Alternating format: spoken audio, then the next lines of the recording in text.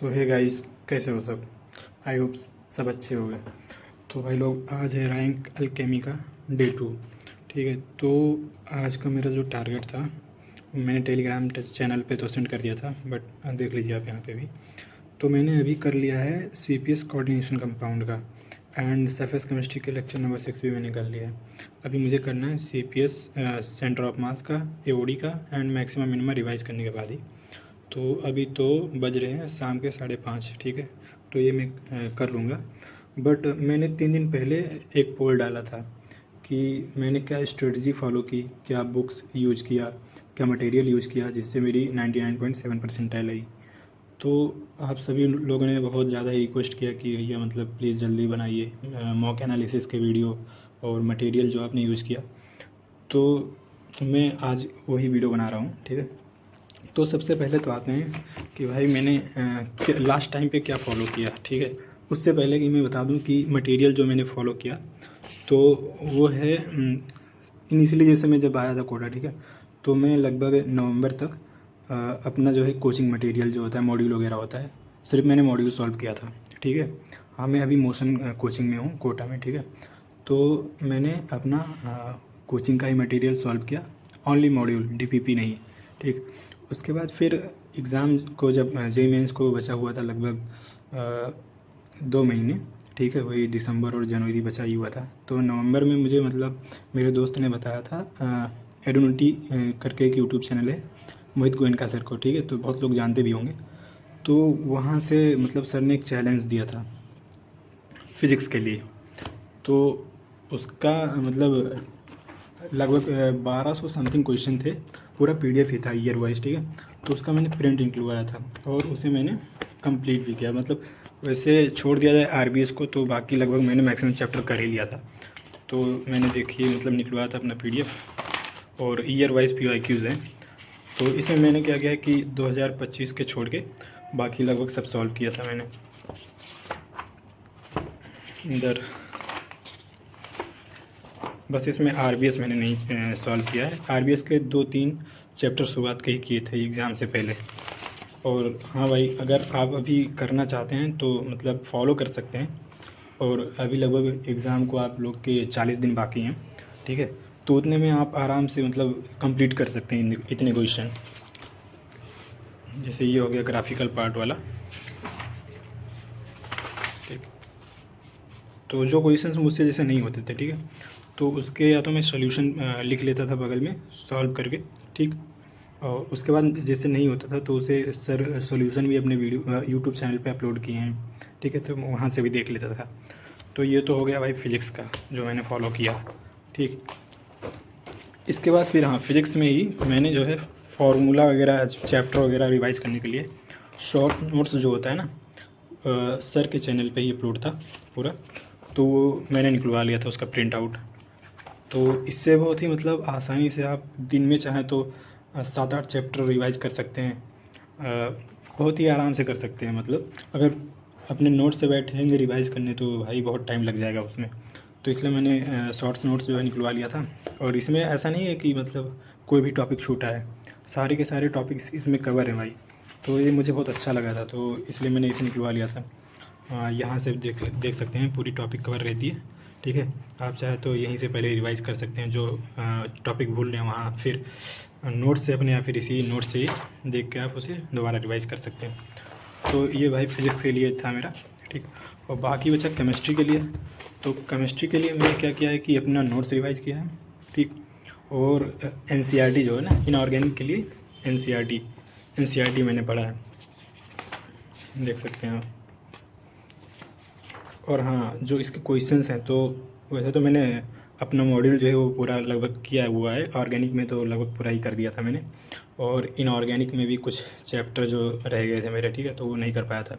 बाकी मैक्सिमम जो है मैंने मॉड्यूल से ही किया था। और लास्ट टाइम पे जो है क्या किया है कि मैंने PYQ जो है ना, तो इनऑर्गेनिक के लिए मैं बता रहा हूँ खासकर कि इनऑर्गेनिक के लिए मैं सुबह उठता था, उसके बाद मार्क्स ऐप पर ही मैं मतलब उठने के साथ साथ ही मतलब उठा, तुरंत PYQ करने बैठ गया। और जब मतलब जैसे देखा जाए कि D ब्लॉक के तो जितने सारे PYQs आए थे वो मैं कर लेता था मतलब सुबह सुबह ही। और ऐसा अगर आप 2-3 बार करेंगे तो आपको लगभग याद हो जाएगा हर एक कॉन्सेप्ट, ठीक है।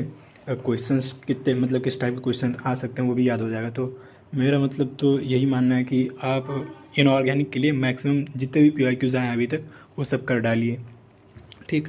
तो ये हो गया केमिस्ट्री के लिए जो मैंने मटेरियल फॉलो किया है, नोट्स और NCERT प्लस PYQs, ये बहुत ही ज़्यादा सफिशिएंट है, ठीक। उसके बाद फिर आते हैं भाई हम मैथ में। तो मैथ में सच मैंने पहले तो मॉड्यूल सॉल्व किया था, उसके बाद फिर एग्ज़ाम से पहले मैंने किया है मैथॉनगो वाले सर जो है अनूप सर, ठीक है, उन्होंने लॉन्च किया था 500 PYQs फॉर JEE मेन, ठीक है। तो मैथमेटिक्स के लिए तो ये मैंने कुछ चैप्टर ही किया था, पूरा चैप्टर तो नहीं कर पाया था। तो ये निकलवा लिया था PDF इसका भी, और इसमें भी मैंने सॉल्व किया था। तो आप चाहें तो आप कर सकते हैं इसे सॉल्व, ठीक है, मैथमेटिक्स के लिए।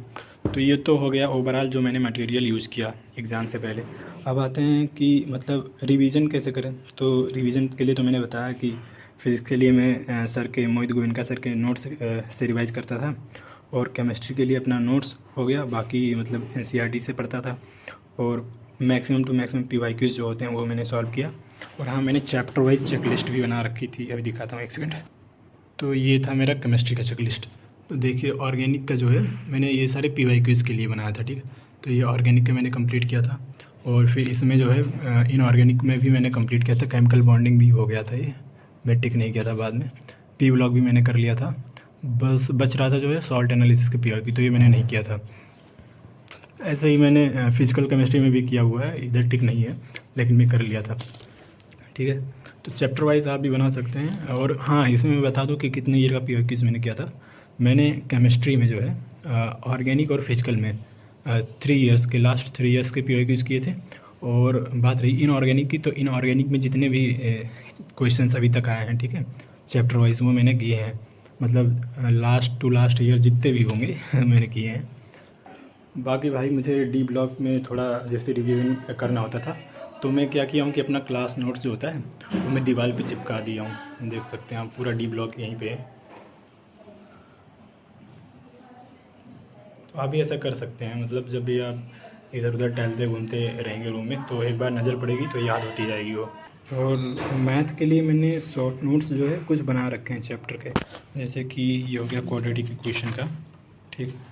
तो ये हो गया, मतलब छोटे छोटे ही मैंने बनाए हैं। ये हो गया कॉम्प्लेक्स नंबर का। वैसे मैंने कॉम्प्लेक्स नंबर तो ज़्यादा मतलब पढ़ा ही नहीं था, ज़्यादा क्वेश्चंस मतलब सॉल्व नहीं किए थे, फिर भी मतलब थोड़ा बहुत जो नॉर्मल चीज़ें होती हैं वो काम आ जाती हैं कभी कभी। ये हो गया भाई ट्रिग्नोमेट्री का नोट्स, ठीक है। ये हो गया मतलब जो स्ट्रेट लाइन का होता है, इम्पॉर्टेंट पॉइंट्स वो मैंने लिखे हैं। ये हो गया पेयर ऑफ स्ट्रेट लाइंस, वैसे तो ये शायद मेंस में आता भी है कि नहीं, लेकिन इसका भी मैंने बनाया है। और ऐसे ही मतलब कई चैप्टर्स के मैंने बना रखे हैं। इधर हो गया सर्कल चैप्टर, ठीक है, सर्कल चैप्टर का भी मैंने बना लिया। तो इसी मतलब शॉर्ट नोट से ही मैं रिवाइज़ करता था फार्मूला, उसके बाद फिर क्वेश्चंस करता था। और ये है शायद किसका, एलिप्स का, हाइपरबोला का, हाँ ये हाइपरबोला का है। इधर हो गया डिफरेंशियल इक्वेशन का। तो ऐसे ही मतलब शॉर्ट नोट्स में बना रखा हूँ मैथ के लिए, कुछ ही चैप्टर का। इसके बाद फिर आते हैं भाई मॉक एनालिसिस पे, जो सबसे इम्पोर्टेंट है, ठीक है। तो वैसे अगर देखा जाए तो मैंने कहीं का भी टेस्ट सीरीज़ नहीं लिया था, ठीक। तो जो बस सिर्फ मेरे जो कोचिंग में होते थे मॉक, मैं वो दिया हूँ, ठीक है। लगभग कोचिंग में फुल सिलेबस टेस्ट हुए थे 5, जिसमें मैंने 4 दिया है, ठीक है। 4 मॉक टेस्ट उसमें दिया था फुल सिलेबस, और उससे पहले पार्ट टेस्ट होते थे, तो वो भी मैंने कुछ दिया हुआ है। उसके बाद मैं क्या करता था कि मैं 2025 के जो पेपर्स हैं ना, वो अप्रैल अटेम्प्ट के मेरा वाला शिफ्ट छोड़ दिया था। मेरा वाला मतलब सेकंड अप्रैल को मेरा था, मतलब पहला पेपर पहला ही दिन, तो उसको छोड़ दिया जाए। बाकी जितने भी अप्रैल में पेपर हुए थे वो मैंने एज अ मॉक दिया था, ठीक। और फिर जनवरी के जो थे उसके भी मैंने 3-4 पेपर छोड़ दिया जाए, तो बाकी सब एज अ मॉक दिया है। और एग्ज़ाम से पहले भाई, एग्ज़ाम से पहले मतलब जिस दिन से, जैसे 21 को एग्ज़ाम हम लोग का, नहीं हाँ 21 से ही शुरू था, ठीक है। इसी मतलब जनवरी सेशन 1 की बात कर रहा हूँ, 21 से स्टार्ट था। तो और मैं 20 से ही मतलब मॉक देना स्टार्ट कर दिया था। तो उसमें क्या था कि मैं कहाँ से मॉक दे रहा था कि मेरे एक दोस्त ने मैथॉनगो का टेस्ट सीरीज ले रखा था, ठीक है। तो उसके जो है बाकी थे लगभग 6 या 7 टेस्ट बाकी थे, और उसका जो पेपर था वो 22 को था, तो अब वो तो दे नहीं सकता था, तो मैंने ही उसके सारे टेस्ट दिए हैं, ठीक है। और फिर इसको और plus P Y Q as a test, इन दोनों को मतलब कंबाइन करके मैंने जो 21 से मैंने दिया था लगभग 26 तारीख तक लगभग दिया था। इस गैप में भाई मैंने लगभग 12 पेपर सॉल्व किए हैं, ठीक है, 12 पेपर। और मतलब हर दिन 2 पेपर लगभग मान के चलो, ऐसा रहता था मेरा। और इसको मतलब पेपर देने के बाद फिर मैं एनालाइज़ करता था। जैसे मैंने किया था कि केमिस्ट्री के लिए, मैं खासकर केमिस्ट्री की बात करूँगा, तो केमिस्ट्री के लिए मैंने लर्निंग नोटबुक बना रखी। जैसे जो टेस्ट होता था उसमें जो कॉन्सेप्ट मुझे नहीं आते थे या जो मैं भूल जाता था, तो वो जो है मैं इसमें नोट कर लेता था। ये तो पिछले टेस्ट के मतलब जैसे हम लोग में आरपीपी होती है, तो ठीक है, मेंस के लिए होती थी, तो उसके भी किए हुए, बाद में जो मैं टेस्ट दिया उसके भी मतलब इंक्लूड है। तो केमिस्ट्री के लिए तो मैं मतलब यही कहना चाहूँगा कि एक लर्निंग नोटबुक बना ले भाई। उसमें जो टॉपिक आपको वीक लगता है या फिर टेस्ट में जो आपने क्वेश्चन गलत कर दिया उसको आप नोट कर लीजिए करिए। उससे भाई बहुत फ़ायदा होगा, मतलब इसको बार बार रिवाइज़ करने से एक तो आप सीख भी जाएंगे, और आगे अगर वो क्वेश्चन आ भी गया तो गलत होने के चांसेस बहुत ही कम रहेंगे। तो ऐसे मैंने बना रखा है, तो आप भी बना सकते हैं, इससे फ़ायदा तो बहुत ज़्यादा ही होता है, ठीक। और हाँ, मैं बस ये कहना चाहूँगा कि आप जो है जितना मॉक दे सकें उतना दें, मतलब मैक्स टू मैक्स पेपर से पहले 20+ मॉक अगर आप दे सकते हैं तो दें। मैंने भी लगभग 20+ मॉक टेस्ट दिया हुआ है जेईई मेन सेशन 1 से पहले। तो टेस्ट के थ्रू भाई एक तो रिवीजन बहुत बढ़िया से होता है, ठीक है। और टेस्ट देने के बाद हाँ, कि जैसे आप मैथ में क्वेश्चन जो नहीं हुआ, ठीक है, तो उसे दोबारा सॉल्व करिए। उससे मतलब या तो आप सीखने को मिलेगा आपको, या फिर जहाँ पे आप गलती कर रहे होंगे वो आगे किसी पेपर में वो गलती आप नहीं करेंगे। तो मैथ के लिए आप दोबारा सॉल्व करिए जो क्वेश्चन आपसे नहीं हुए, और केमिस्ट्री के लिए लर्निंग नोटबुक में आप नोट करिए जो भी मतलब गलत किए हैं या फिर जो आपको नहीं आता। फिज़िक्स में भी मैं यही कहूँगा कि आप लर्निंग नोटबुक बना सकते हैं, वहाँ से जो फार्मूला, जिस फार्मूले को आप अप्लाई नहीं कर पाए टेस्ट में उसे नोट कर लें, ठीक है। बाकी बार बार उसे ही रिवाइज़ करते रहें, उससे बहुत ही फ़ायदा होगा। और ज़्यादा से ज़्यादा आप मॉक दें, उसे एनालाइज़ करें, ठीक है। बस इतना ही था मेरा स्ट्रेटजी, तो बस इतना ही था भाई। आप फॉलो कर सकते हैं इसे, और 100% इसका फ़ायदा होता है, ठीक है। बस भाई आज के लिए तो इतना ही था। फिर मिलते हैं कल डे 3 रैंक अल्केमी के डे 3 को, ठीक है। Okay, bye bye.